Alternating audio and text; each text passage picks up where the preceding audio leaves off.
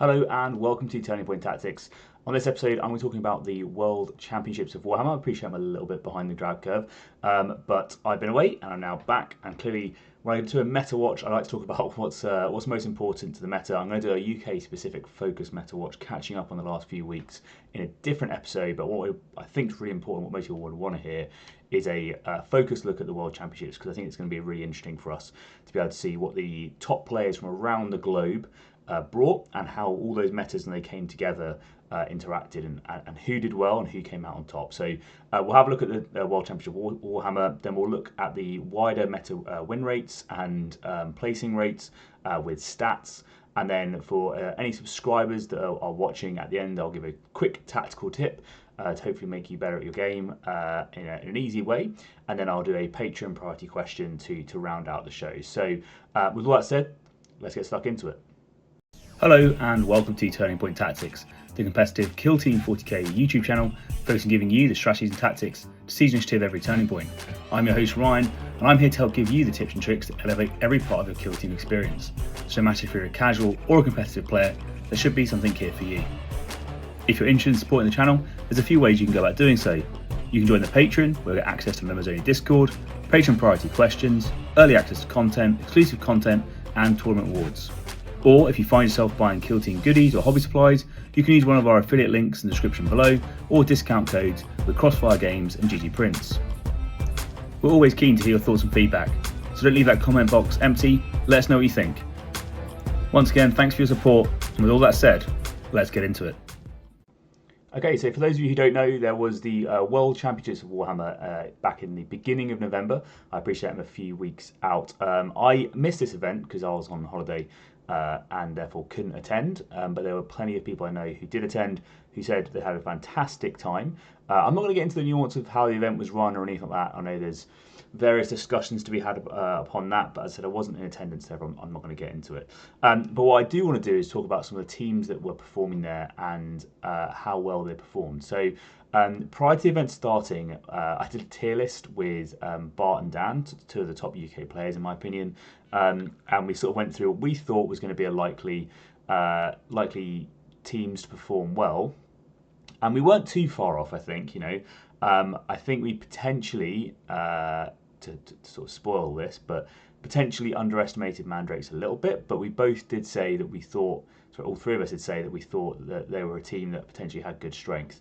And I think you had to be a particularly strong player to pick up and run with them well. But that definitely happened, and there are some great players that were doing well with them. So I'm going to run through. I'm not going to go through every single team or all 100. I think it's 32 players that took part. So it's because it ends up quite a lot of players. And clearly we don't have time to be able to go through and talk about every single one of these players, but I'm sure each did a fantastic job. But I wanted to pull out some of the key themes that I thought was interesting when it comes to all of these various players at the World Championships of Warhammer. So let's get stuck into it and just go straight to what won the event, because I think that's where the majority of the discussion probably should sit. And so for those who don't know, Ace from Spain, most people know Ace. He has his own podcast in Spanish, Killteam Mercenarios, which I will see if I can link that in the description or something. But they're fantastic guys. Him and Lazarus run a podcast, and he's obviously one of the major players from the Spanish community. He was running with Mandrakes and won the event overall. Now, he won the event, I think it was 3 years ago. Was it 4 years ago? I think it was 4 years ago he won. Then Orion won, and then I think it's 4 years ago he won. So it's been back and forth between like US, Spain, Australia, and UK hands, which is quite nice to see. And the final was between Ace and Dan Barton. We'll come to Dan, but repping the UK up there as well. So between Spain and the UK for the final, which is awesome to see. And it was Mandrakes. Now, there was a few event rulings that I think is just worth touching on now, because also the errata's come out, which explains how a few things works. And one of them I think really benefits Mandrakes. So for those who don't know, flank as a tac op on the card that comes in the approved ops book, I don't know if it's the same in English or in Spanish, but in English anyway, it says you have to be wholly within your flank, which means the left and right hand side of the board, but just within your opponent's territory. Now, within just means that you need to have a millimetre of your base within opponent's territory, but you had to be wholly within your flank. That was ruled to mean that you had to be wholly within your opponent's territory and wholly within your flank, which is what it shows on the picture of the flank card, which is why it's confusing. So the text and the picture didn't necessarily align, but now that's been ruled so that the picture is correct and you have to be wholly within your opponent's territory. Now, this is a massive buff for any fast small base team, and it is a nerf for your elite teams. So if you have a big base, particularly like a 50mm base, this is a nerf for you, because essentially for you to be wholly within your opponent's territory, you require now more movement to be able to do so, which also means there's less likely for there to be terrain that's safe for you to be able to position within. It also means that any of your own player place terrain within your own territory isn't going to be able to provide you cover that's safe. So for those that don't know, you could use a light barricade. You could angle it slightly on the centre line. It would be wholly within your territory, but you could protrude your base so that you are just within your opponent's territory, whilst also being wholly within your own. So now you have to use like a portable barricade and then get behind it and move it into your opponent's territory. And clearly, if you have a larger base, as I said, you're now further in, and it requires you more movement penalty to be able to do so. By the way, this is not, it's probably a quick caveat, this is not why I think any team won or not. It's just it's an interesting point of discussion for people to be aware of. I'm not belittling anyone's performance at the event at all, right? These are amazing players and they all deserve to win, and I'm not surprised to see the people in the top. But the point I was trying to make with that is, if you're a team like Mandrakes and you can teleport, it's really easy for you to be able to go and get your base wholly in your opponent's territory, because that's kind of like your faction identity and ability. And for your opponents to counter that, like let's say you're running against like Deathwatch, or you're running against any other elite team, or Canoptic Circle, Felgor, who's in this list here, right? Previously, they could just nudge their bases into your territory, and because you're a 2 APL team, you then have to commit 2 models, right? So let's say that you were playing against Deathwatch, they're 3 APL, they put one of their models, 0.01mm onto the halfway line in both of your flanks, or you now have to commit 2 models into both of those flanks, and for you to kill those models, to be able to get those things, you have to go further up the board, right? Like that's further. Whereas now, for you to be wholly within, you have a 32 mil base, you have to go further up. You're less likely to have that terrain benefit. You're more threatening, more exposed to your opponent's shooting or melee, wherever it is, and it means it's harder for your opponent to counter it, or more likely that they don't counter it, and you get your flank earlier. And then once you've got a flank in one of those halves, it becomes much easier to sustain flank for the rest of the game, right? Because now you can focus on biasing to one side and using that teleport to your advantage to be able to get around it.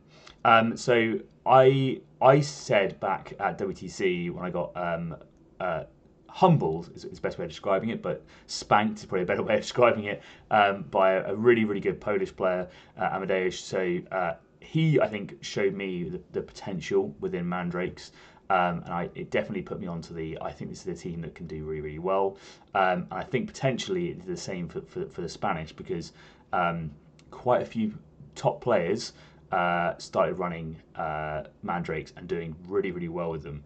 And for instance, Alejandro Netra goes, I think Alex is always says when he's on the tabletop, but Netra also running Mandrakes, coming in 5th, but only with a single loss. So essentially losing out on the way that the bracketing works, but potentially could have been in 3rd place. And Adrian Bonavento, a very good player that we know from the US scene, also running Mandrakes with 2 losses and a draw. So again, like in this sort of ability to maybe push for these winning spots. But Mandrakes, I think they are a really good team, and I think that they have a frustrating frustrating play style to counter, right? Because essentially the 2 of their main operatives, the leader operative that can deny your activations, it's kind of hard to play around, right? Because they can, as I said, teleport, they can move through terrain, they can position them so much further forward than you would think they'd be able to get, and therefore get that model into a key position so that the way that you can then activate becomes entirely down to dice. And it doesn't necessarily need to work every time, but if your opponent has a game plan, and when you're in these top tables, right, just saying you can't activate that model when you want to do it, making your opponent be forced into suboptimal moves is so strong. If that means that you don't lose a model, it's like having Denounce or Vox Scream or these sorts of abilities, right, where you're denying people's activations. If that means that they have a suboptimal move, and maybe rather than killing a model, they now just heal someone and move someone into place, whatever, or maybe one of their counter punches now has to move forward and can't do anything because of the way that the activations have worked. That is such a strong ability to be able to use, and it can really mess up a game plan. So that skill set in it, that ability in that top tier level of play, can be really, really strong. And the other one is the Dirge Maw, which has the ability to be able to activate before your opponent. From really long threat ranges, being able to charge through terrain, all that sort of stuff, or use a sort of Seek-like Scream ability, but also being able to apply injured status effect across the board, right? So if your enemy's got a key model in a key position, you can just go, yeah, that guy is now going to be not effective. That now essentially reduce their threat range, and they're going to be less effective being able to do what they want to do. That's a really strong ability. And then they can do that on one model, and then the Dirge Maw can then focus on a different model, so that you then have essentially two bases covered when it comes to this sort of threat manipulation, right? That combined with the leader, you have a way to completely mess with someone's game plans. And I think those skill sets in the hands of a good player is really, really strong. And as we know, Ace is a fantastic player with a really good track record of high performance. So he's picked up that team, he's mastered it, and he's run with it straight to victory at WCW. So congratulations to Ace and the Spanish community. Well done on your win with Mandrakes. I think that's all I want to talk about Mandrakes. But if you have any questions about Mandrakes, or you want to hear any more of my thoughts on them, let me know. I think they'll should probably get a nerf just to those sort of like those key bits maybe.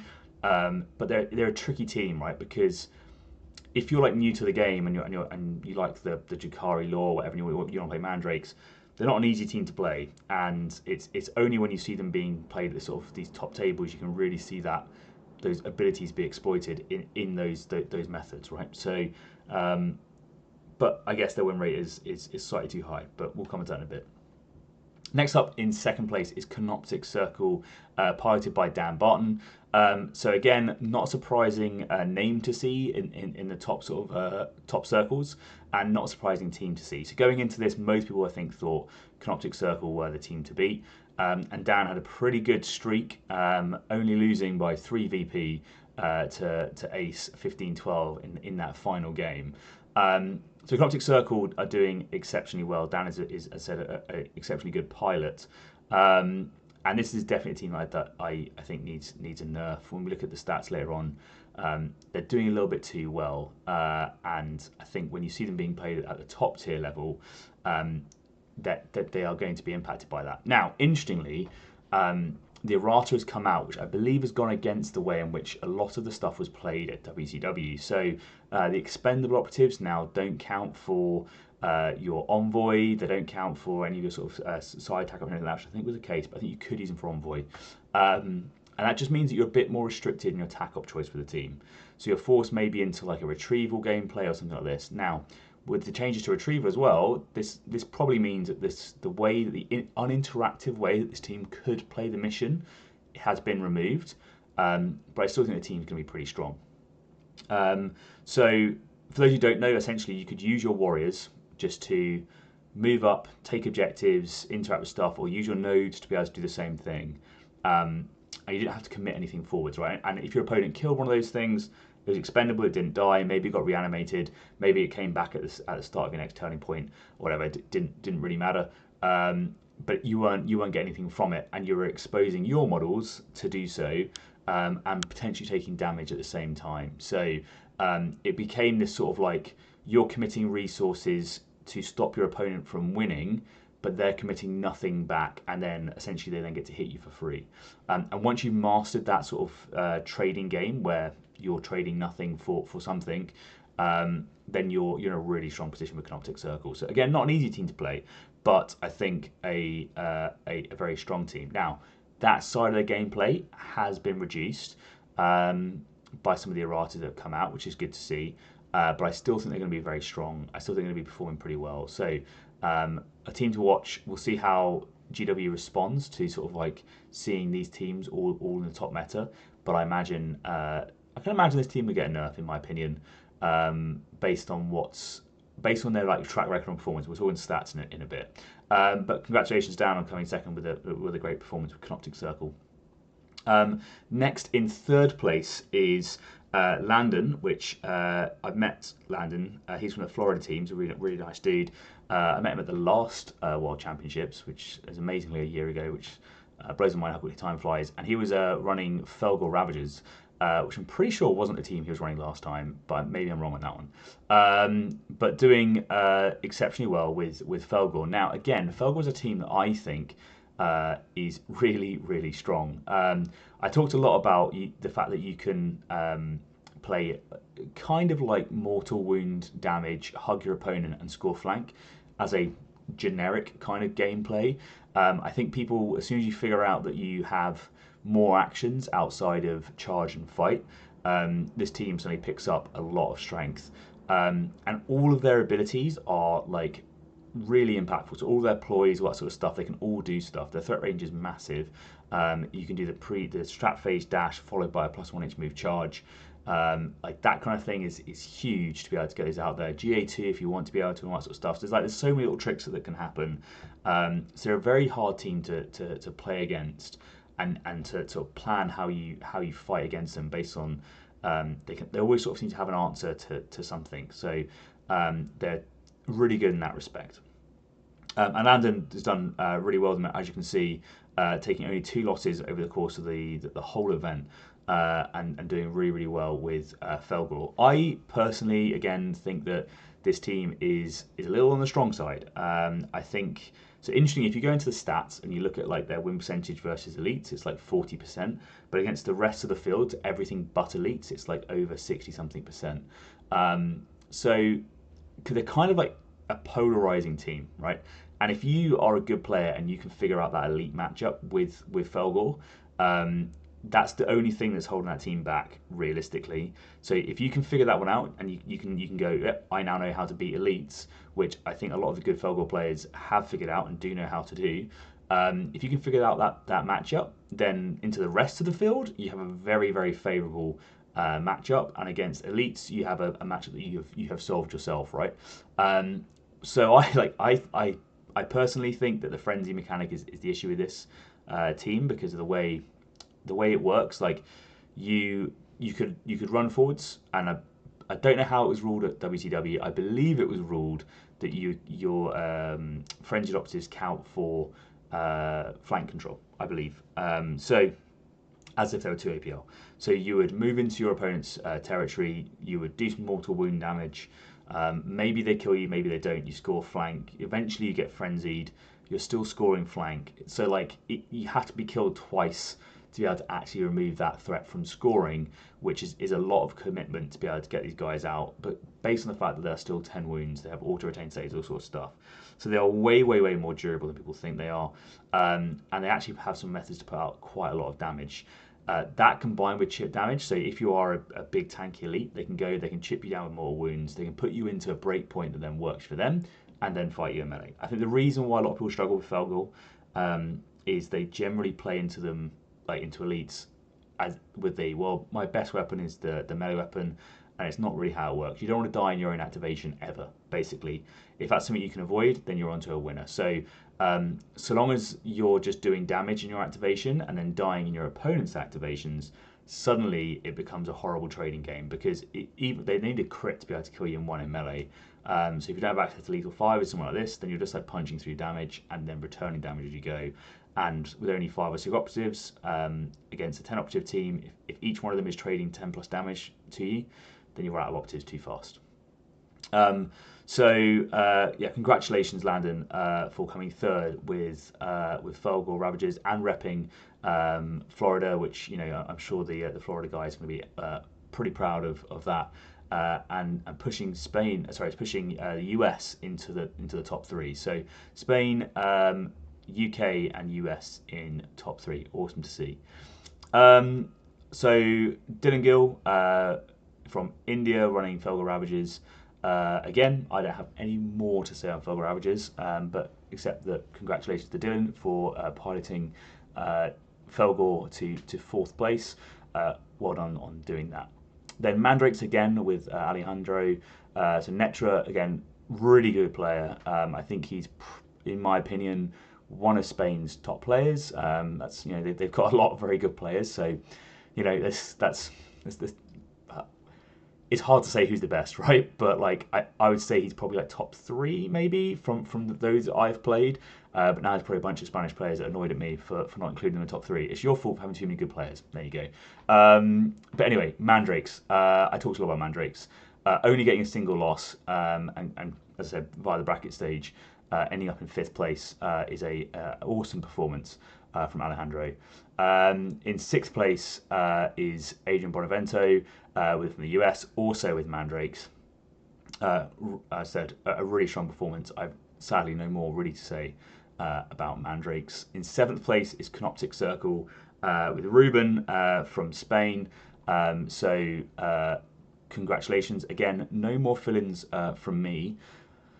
But there's a bit of a theme there when you see the sort of the top teams. But coming out left of field with the team that is ultimate cool points is Shane from Command Point, US Shane running Wrecker Crew. So a really, I think, favourable meta for Wrecker Crew because you essentially, like with the prevalence of Deathwatch and the prevalence of Canoptic Circle, I think Wrecker Crew can do well into those. And therefore they sort of have this like, okay, well, if a third of your field is a favourable matchup, then you can usually do pretty well. And he's done a really good podcast that I recommend you guys check out on YouTube. On the Command Point YouTube, you can hear all about his tournament run. I won't go into too much detail about it because he does a far better job explaining how he got on in that podcast. But I thought the interesting stuff was him talking about how he used quite a lot of staging and how he was changing up his team selection with his operatives quite a lot each game, showing that I think there's a bit more to Wrecker Crew than people initially give thought to and credit to. And I think actually like in this meta, like having those high damage weapons and being able to sort of use them effectively against those single target models is really good. And looking at some of the teams that are on the way, I think they're going to continue to be well placed into the meta. Now, I'm not expecting Wrecker Crew to receive any nerfs, right? I'd be surprised if they did. But I am expecting Canoptek, Mandrakes, and Felgor to probably get nerfed, and therefore, like this could be a really good Orc meta coming up potentially, because I think with Wolf Scouts and with the stealth suits and Deathwatch remaining popular, I think they're going to do pretty well. So congratulations to Shane taking Wrecker Crew up to eighth place. Awesome to see. Now I believe it's the Michael that I know, but it might be a different one, but I'm pretty sure it is the one I know from Poland. Doing awesome performance and the best placing Deathwatch player. So one of the things that I do want to make a comment on in Deathwatch, so I think the current narrative is that Deathwatch is too strong and broken, and that this is a team that needs to be nerfed. And yet, when listening to the podcast about other people's opinions on the top 16, everyone was hoping to play against Deathwatch rather than a different team, because most of the top players think that Deathwatch was the easier matchup to play into. Clearly, Michael proving quite a few of those players wrong, but still, like a lot of people think that this is the easier matchup, and I think not just that, but this team is way more dice dependent or dice risky than a lot of other teams, because depending upon who you're playing, depends on how easy you have access to rerolls. And they're sort of a weird team where if you have a big couple of unreliable rolls where you have to spend a lot of CP quite quickly, you suddenly run out for the rest of the game, right? So, like, if you, let's say each turn you have one roll where one dice fails and you get a success on your CP reroll, whatever, or you have access to Relentless Ploy because of you're playing against an alien team, a Xenos team, and it converts it correctly and you win, then you're fine, right? You're spending 4 CP throughout the course of the game. That balances out fine. The issue is that, like, say you have a massive blowout on turn 2, and if you don't spend the CP, then you're going to lose an operative or something like this. So you're almost forced into I have to sink 3 CP to save this guy and do the thing that I need to do. Like, if you have that scenario, then you're almost at that point screwed for the rest of the game, because you're out now of options, right? So, like, now you need every single roll from there on to go the right way, because any roll that then fails, you don't have the resource to be able to solve it. So it's a really difficult team to resource manage from the reliability point of view, because CP reroll comes up a lot for that team, because of the fact that they just don't have access to rerolls necessarily in the way that they want to. And mission tactics is situational depending upon how the board state is going, right? So it can be very, very difficult to manage that reliability of a team, which is why I think a lot of the time people skew into sort of your dominates sort of play style, because you can bias all of those reliability issues into 2 turning points, and then you can sort of bias your CP into those turning points as well, potentially. So I think they perform on those sort of latter scoring missions really, really well, or better.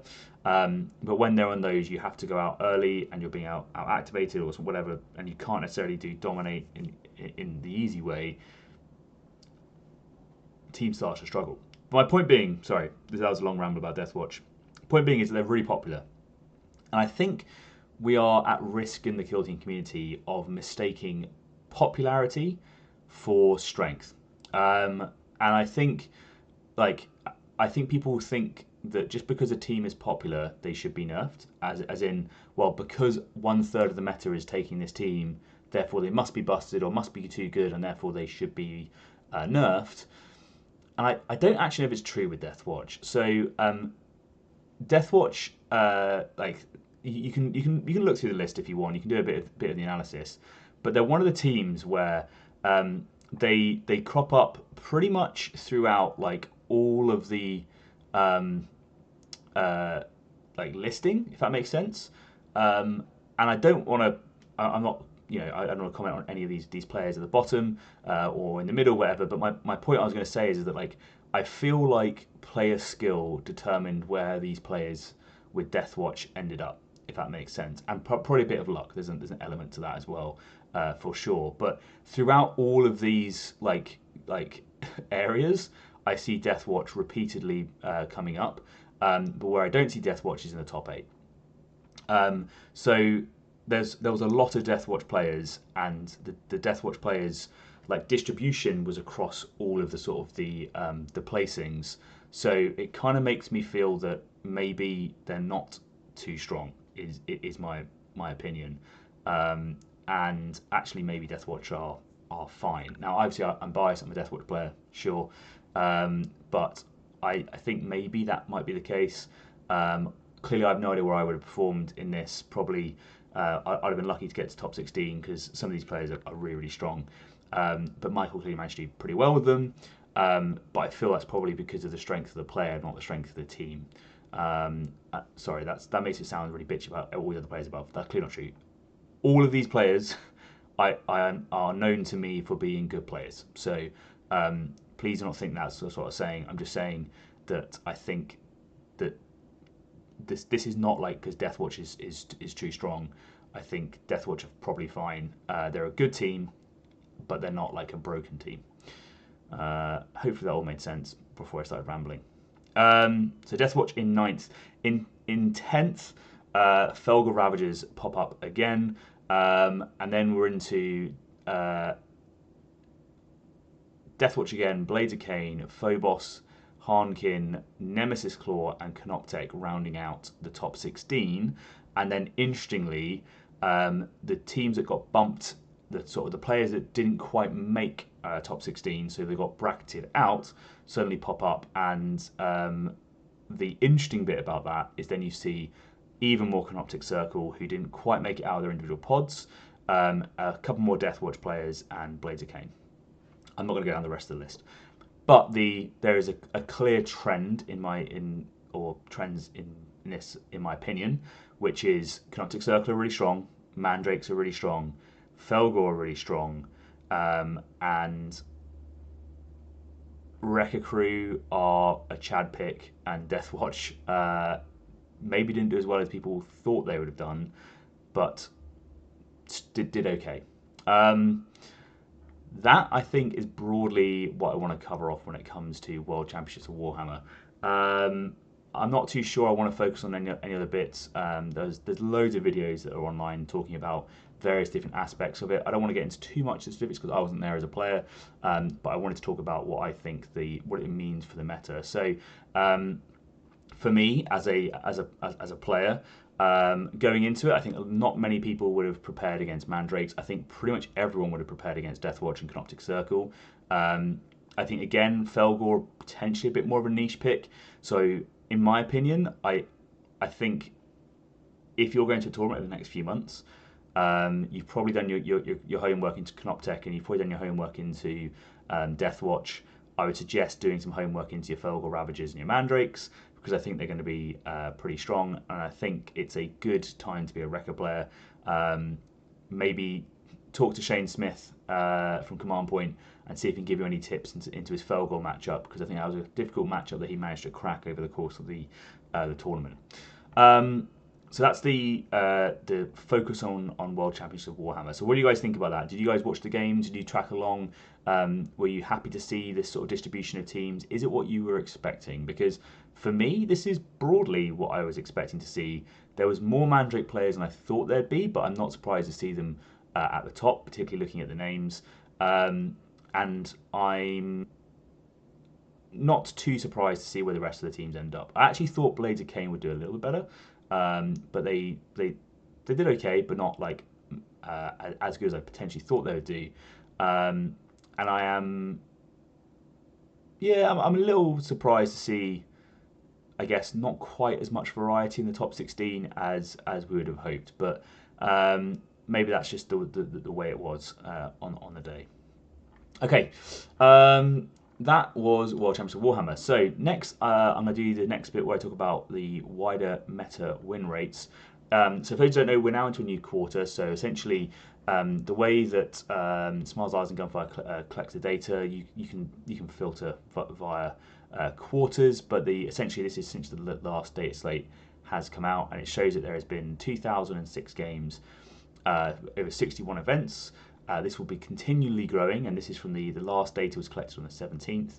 So this is my opportunity to read this prior to recording another episode tomorrow evening, where we'll get the latest data from the latest events this weekend, and I'll try and cover as much of the UK events as possible.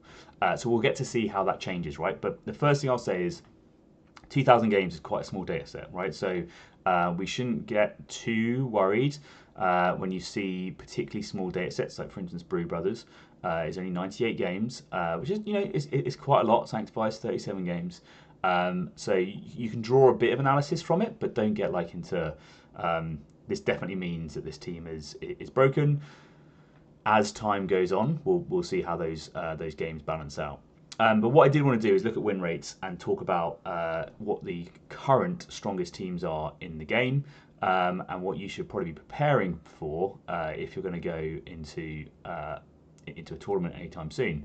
The other thing that I thought was just useful to comment on, by the way, you can filter these by classified if you want to, and it will change it to be able to pull out the data just for the classified teams, but it brings the data set quite down.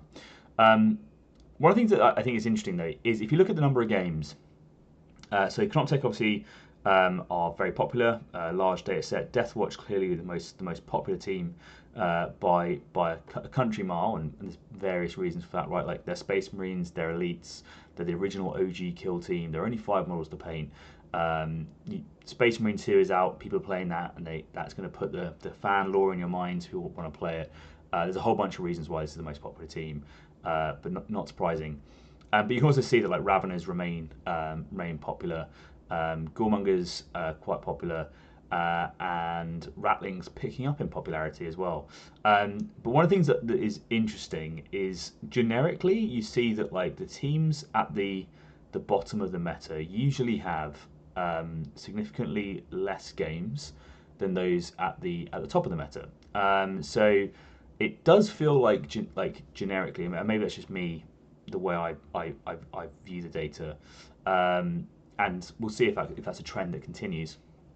But it does feel like people like to try and pick the teams that they think are going to do well. So maybe there's a little bit of bias when we come to these things, that when a team starts picking up and doing well, like when people suddenly realise, oh, I think Mandrakes might be good, suddenly more people jump on Mandrakes to try and get that secret sauce. They want to understand why they're so good, and maybe they can replicate that success with that team.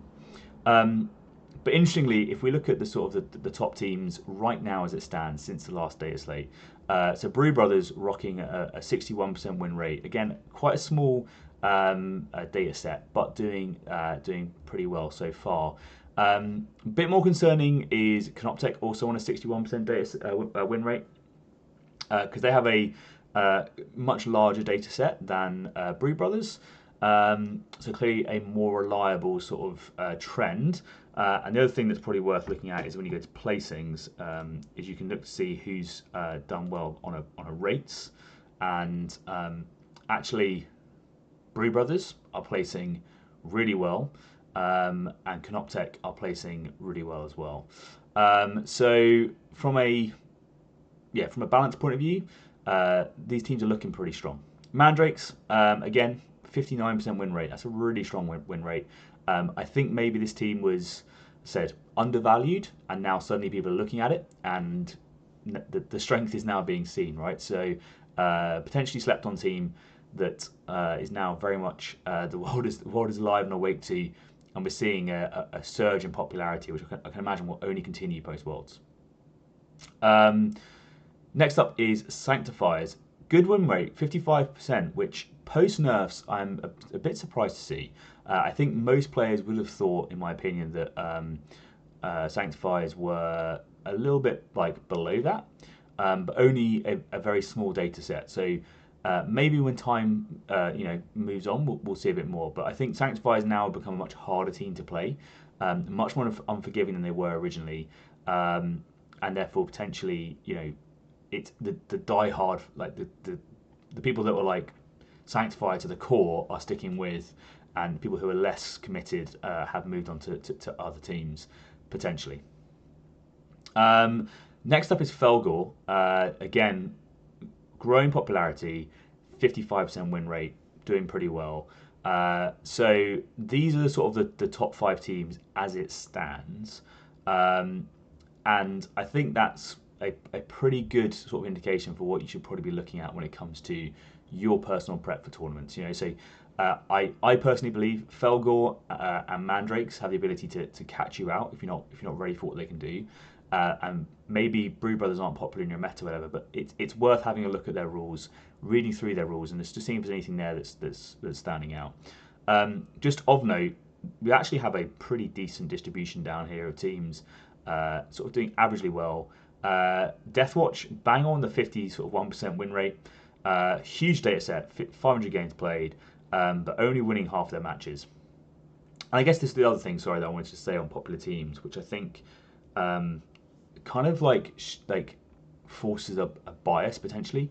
So let me just show you here. So on this list, right, we have a Horde team, we have a mid-range team, an Elf team, Horde team, we have a mid-range team, we have a mid-range team, we have a Horde team, we have a Horde team, we have a Horde team, we have our first elite team, right? So the first elite team is all the way down here when it comes to win rates, which is still pretty good. Nemesis score at 53%. Then we have another Horde team, a mid-range team, another Horde team, another elite team. So Nemesis score and Deathwatch, right, are about a 50% win rate, but they make up a huge percentage of the games played, right? So you're playing so you're talking 700 games here between these two factions, and there's been 2,000 games played, right? So if we roll down to the next elite team after that, Phobos has got 53 games, Angels of Death 121, which is again really popular. So if you pick up all of these elite games, and you do them as part of the meta, like I think you're going to be well over 50% of games, I think, right? So the perception is, right, if half your games you're playing are against elites, or maybe it's more than half your games, potentially you could be playing up to like 75% of your games against elites, right? Well, averagely, let's say you win half your games. You could go into it and think, I am losing way more frequently to elites, therefore elites are busted, right? Because elites are now perceptionally the problem because I've lost more to elites. But what people aren't accounting for is the fact that they're playing elites far more frequently. So you might play Brood Brothers once and lose that game, right? And you go, well, I've lost to a Horde team once, whatever. Then you play your next 6 games of whatever it is. I think they played 9 games, whatever. And you play all elites, right? So you played 10 games. You played 1 game versus a Horde team, which you lost, and you played 9 games versus elites. And let's say you lost 4 of them, right? And then you won 5. Well, when you say, oh, what's wrong with the meta? Well, you go, well, I lost against elites 4 times. You know, like, I beat elites 5 times, but I lost against them 4 times. So I'm losing against elites more frequently. But actually, every time you come up against Brood Brothers, every time you come up against Canoptech, every time you come up against Mandrakes, you're losing as a percentage way more often, right? But you're not seeing the percentage in your perception because the games you play are far more often against elites. So if your personal win rate is 50%, say, well, half your losses against elites, and if you're playing 10 times the amount of elites, perceptionally it feels like you're losing to elites a lot more than you actually are, even though you could be losing to Canoptech 70% of the time, 80% of the time, or whatever it is, right? So that's just a little counter that I wanted to bring out to the elite meta is here, and elites are like the strongest thing in the meta. I don't think they are anymore. I think they're good. I think they're performing well. I think they're doing, better than they have in previous metas, and they're really popular. So you'll see a lot of them. So you have to prepare to play against them. But I don't think they're going to be stomping on the little guys like they used to.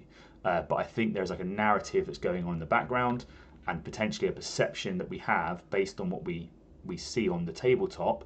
And it's all anecdotal, right? It's all what you see with your own eyes that kind of shape that. So it's worth going and doing this thing where you actually look at how these teams perform, because it's only when you go into data you realise maybe they're not actually doing as well as you think they are. Because I think most people would have said Deathwatch are one of the strongest teams in the game, yet they're only winning half the games. Interesting to see, right? Also, clearly, data set is one thing. It's not everything. There's player skill, there's maps, there's missions, there's so much to this. I do believe that the main determinant factor in this game is player skill. I'm not taking anything away from any players, people think I am, but it's just interesting as a discussion point. What do you guys think? Like, do you think I'm on the Kool-Aid there? I'm way out of whack, or do you think maybe I'm on something? Is the elite meta maybe not quite what people think it is? As in, it's an elite meta in the sense that there's a lot of elites, but it's not the elites are dominating the meta. Or am I wrong? What's it like in your local areas? What are you guys seeing? What's your perception? And is that perception based on the fact that you're seeing elites more, and therefore it's a blue dot effect? You adjust as you go. Okay, let's get the worst performing teams. Now, the first thing I'm going to say about these teams is you look at the data sets, and they are absolutely tiny, right? So like, there's barely any games played. The 2 largest is Battleclade with 79 and Hearthkin. But for instance, Kazakin only got 7 games in, Gellerpox only 3 games, Pathfinder's only 12. So these teams are clearly not popular, and that's partly because I think people think that they can't perform very well. Like, you're not going to pick up a team that you think's got a 28% win rate, and you don't think has a chance, right? So that's potentially why you've seen these teams not doing too well. Now, we'll start with Hearthkin though. I think Hearthkin are like, I think this is crazy to me. Like, I think Hearthkin are way better than this percentage lets out. They just received a bunch of buffs in the data slate, and I think they are now the new Mandrakes. Like, I think this is the team that people are sleeping on, in my opinion, and I think someone, probably Polish guy living in the UK, is going to figure out how to use this team and he's going to become scary. And I think other people could do the same thing. So I think Hearthkin is one to look for personally, and I think this is a team that people should be like, look out for it. I think Hearthkin's going to do well.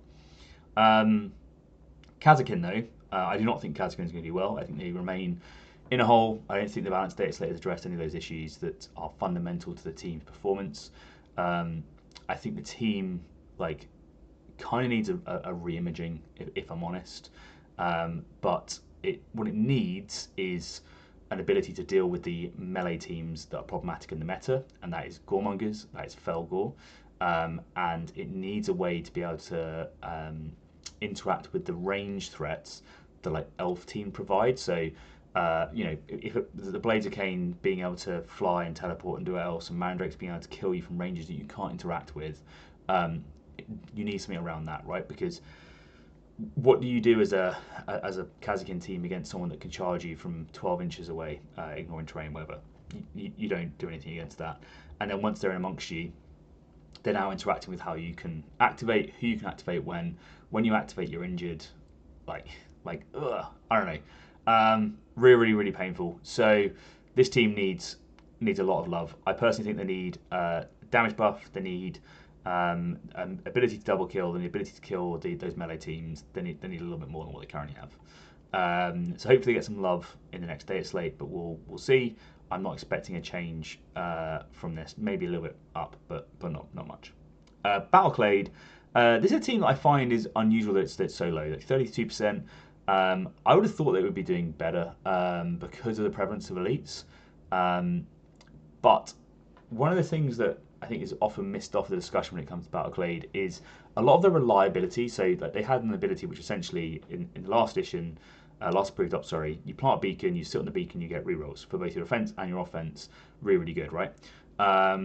Now you don't have that because you can't plant beacons. So you have to, your ability to move around these markers is lessened, which means that you have less access to rerolls, and therefore, as a result, your team just becomes really unreliable.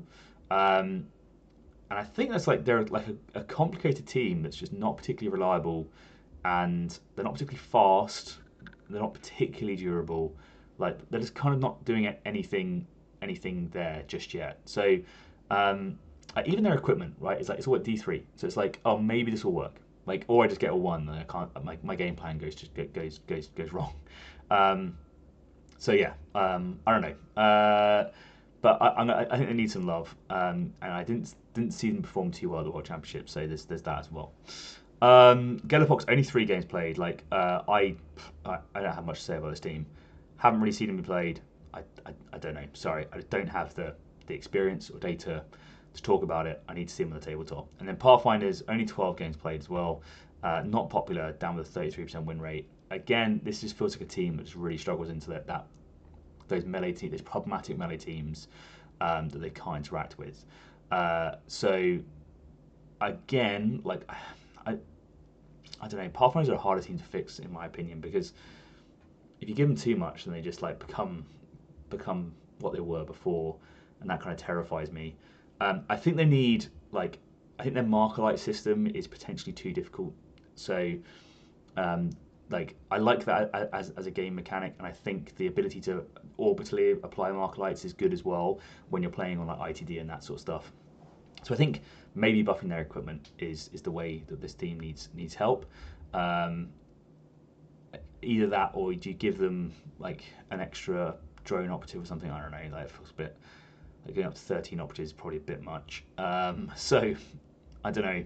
I think making the marker light stronger is probably the way to go, and then see how that performs, because they have the bodies, like they have the activations to be able to do well. But maybe that's what they need, or maybe they need something similar, some sort of big ploy buff or something like this when it comes to helping them out.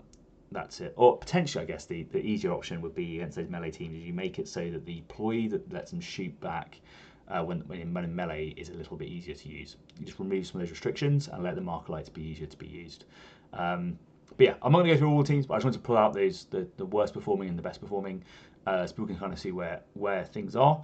I don't think it's worth really talking about any of the others. So As I said, I'm going to redo that when I get the latest data drop, probably tomorrow, and talk a bit more. But hopefully then you found that useful.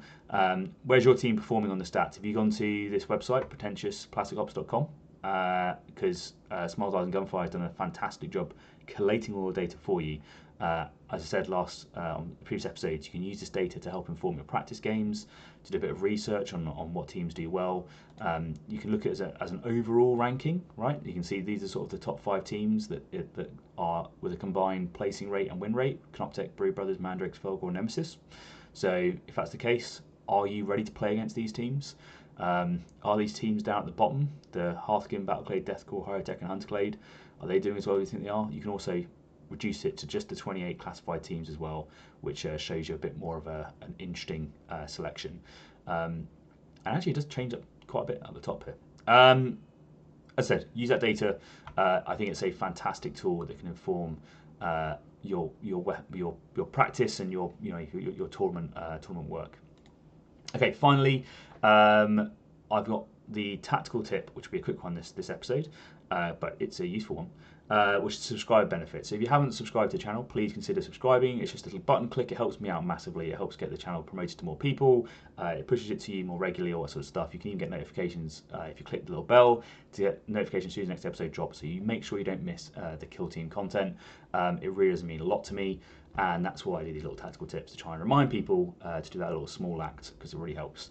So hopefully you've done it, and if not, then please leave. Joking, obviously. I can't control what you do with a computer screen. But anyway, this is about so this tactical tip is about the new Killteam app features, which is the filtering options that you have on your app. So I've said previously about using the app to have your opponent's rules ready. And one of the things that you can now do on the app is favorite your kill teams, right? So I played a game against my brother. He was playing the XV-26 stealth battle suits last night. I was playing Deathwatch, right? And one of the difficulties is Deathwatch is right at the top of the list in D, and XV-26 is right at the bottom. And you can spend a long time just scrolling between your rules, trying to find the right team, or even worse, let's say you've got a team that's right in the middle somewhere, and you're trying to find it, and in amongst like you're like Hearthkin salvages, and you're trying to find it between Hand of the Archon, Hunky Nagers, or whatever, and you're just like constantly trying to go between because your opponent's someone like Rattlings, and you just can't find it in these teams, right? And you're wasting time. And there's lots of questions that come from my patrons about how do you speed up at the table, and this is a tactical tip about how you can immediately speed up at the table, right? So if you go on to one of your teams, so for instance, this is the homepage, right? So if you open up your Deathwatch homepage, this is what obviously I use, you'll see at the top there's a little star button, right? You star that little button on the app, and it's going to come favorited, right? And then you go to the team that you're playing against. Right now, each round, do this at the start of the round. So the first question you're going to ask your opponent when you get to your table, you probably know if it's on BTP, but it's, hey, my name's Ryan, I'm playing Deathwatch, what are you playing today? And they'll say, hey, my name's Joe, and I'm playing XV-26 Battlesuits, whatever. And you're going to go to XV-26 Battlesuits on the app, and you're going to just favorite it, right? That means that you have those two teams favorited. Now, when you go back to the big list on the app, so you have the list. I appreciate this is not necessarily the easiest way of me showing this, but there's now a little bar here between the teams, right? And one of them just says favorites. And all it does is filter all of this nonsense to just the teams that you have favorited, right? So I recommend that that's part of your key setup. And then that means you have easy access to the rules. So you can go to your rules, you can see what's going on, you can then go to your opponent's rules, and you can see what they have going on. Now, there's a few benefits to this. So one is the time saving, right? So we're all trying to play a game, ideally within 2 hours or less, and you want to try and make sure that you are reducing the time that you spend on the tabletop. The more questions you ask about player rules or your own rules, the more time you're taking up, right? And if you're constantly spending, 30 seconds, a minute, rolling through, trying to find a team, whatever it is, that time adds up, and it could add to a few minutes, and that few minutes could be the difference between you scoring a VP or not scoring a VP because you're ineffective with your timing, right? So save yourself time, do it at the start, and do that. The other benefits is that it's going to allow you quick and easy reference. So you're going to be able to check their rules as you go through. This isn't to say that you're checking the rules to make sure your opponent's playing the rules correctly, but it's your understanding of the rules, right? So you might want to know how their mind works or how their leader performs in melee, for instance, right? Now, if you ask the question, oh, how good is your leader in melee, right? Then immediately it's telegraphing to your opponent you're thinking about charging their leader or fighting their leader in melee, right? And their brain is going to start looking now for where those charges are coming from, how that might happen, and how they could potentially counter it. For instance, if you have like the XV26 ploy, right? One of them is they can use their vectored retro thrusters to basically run away from you, right? Now, if I was to ask my opponent, hey, does your ability to spend a CP and run away from me work on your drone models, or can you only do it on your battle suits? They're now going to be looking at their drone models going, well, are my drone models about to get charged? Like, they are. During this activation, I'm going to do something that means that doesn't happen anymore. Potentially, maybe they move their drone instead or whatever, and your charge now isn't able to happen. So the point being is it lets you check that rule, answer it yourself, and go, okay, the battle suits can run away, but the drones can't. The other thing that it means is like if they have forgotten to use that ploy, you haven't given them the hey, you should use your ploy to be able to run away from this potentially, because you haven't telegraphed it and told them ahead of time, right? So it means that your opponent can, isn't privy to your game plan by you asking your questions, because you should be asking those questions essentially, or you should have the answer to those questions. And obviously, it's a competitive game, it's a social game and a competitive game, so you should potentially just be having those conversations on the table anyway. But like sometimes you don't want to give away the game plan, and that is a good way to be able to do it, and it's going to save you loads and loads of time. So favorite your kill team on your app. When you get to the table, favorite your opponent's kill team on the app. It's going to save you time. It's going to allow you some quick reference. It won't telegraph your intent or give away your game plan, and that's going to help you essentially be a better kill team player. So that's a tactical tip. That didn't take too long, was it? So hopefully you find that useful. As I said, feel free to use that going forwards. Finally, it's the patron priority question. So for those who don't know, I run a Patreon. I try to upload content as regularly as I can, work permitting and holiday permitting, all that sort of stuff. So as one of the key things that I sort of try to give back to the patrons is I put out questions and say, hey, what do you want me to answer on the show? And they get the opportunity for it to be answered. So if that's something that interests you, you can join the Patreon. You get access to the Discord. You get access to these patron priority questions, a bunch of other benefits as well. This is my way of giving back to them because I really, really appreciate it. So the question is, where do we think Wolf Scouts are in the meta, and then how to beat them? So this is going to be speculative, right? Because clearly we have no data yet.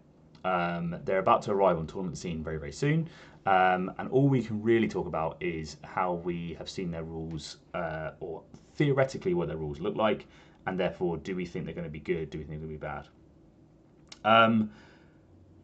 That being said, I played a lot of Phobos and I played a lot of Deathwatch.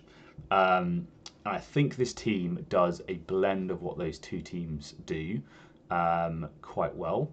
And I think they're going to be problematic for some teams to deal with. So in areas for durability, they have some really strong abilities. They're also way more reliable in a lot of their areas, and in multiple ways. So having +1 move, by the way, is massively impactful. So the way melee teams work, if you can move 7 inches, it makes it harder for teams to stage against you. So if you're an elf team like Blaziken, Mandrakes, whatever, the fact that you have an equal threat range when it comes to charging is really important, because now they can't just sit just outside of your threat range but remain within their own. So that increases your durability, because either they're either going to be able to charge you or they're going to hide from your charge, and that kind of works well. Or they're going to let you fight them. So the movement is one part when it comes to that, and the other thing is it helps you get your charges or your positioning off as well. So if you're a little bit, if you're not 100% on your movement, whatever, you find yourself out of position every now and then, you might find that having that extra inch is really, really useful, because it's going to mean that you get that movement you need to get to the objective, or get those charges you weren't going to get, or get the shots that you didn't think you were going to be able to have, right? So it helps in that sense of reliability as well.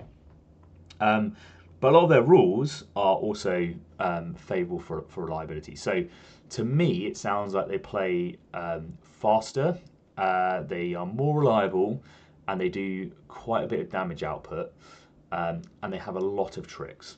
So I think they're going to be a top meta team. I think the way that the team's abilities come together means that we're going to see them challenging for top spot for sure.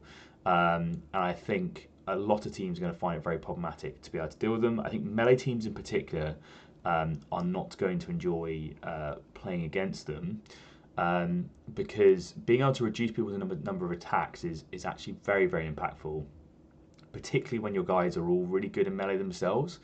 It becomes way more likely that your opponent is going to charge you, fight, and die in their own activation.